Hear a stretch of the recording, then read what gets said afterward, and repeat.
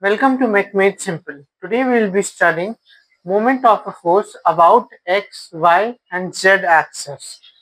So moment OL equals to lambda r vector cross f vector. This I have shown here. Here is the r vector and r lambda dot r vector cross f vector is equals to lambda x, lambda y, lambda z and the coordinates of the r vector, that is OA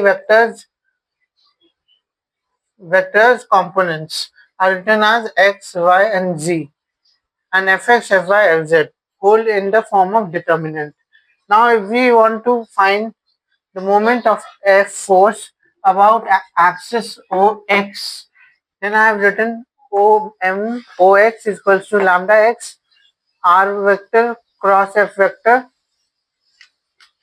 which is equal to 1 in the x direction because the direction cosine of OX is I cap. So 1, 0, 0, x, y, z, fx, fy, fz. If we calculate this determinant, we will get y fz minus z fy. Y fz minus z fy. Now the moment about OY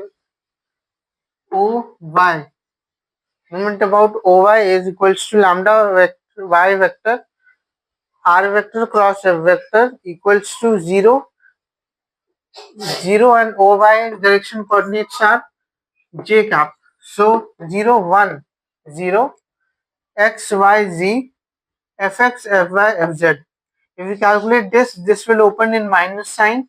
So whatever we'll do, we'll reverse it. So I've written z. I've written zfx minus xfz.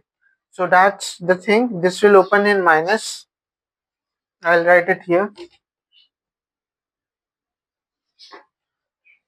Now moment about OZ is equals to lambda z r vector cross f vector x f f. Similarly, we will do.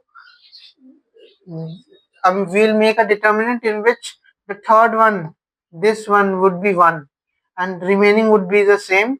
This one would be 1. So it will be xfy minus yfx. So those are our three moments. This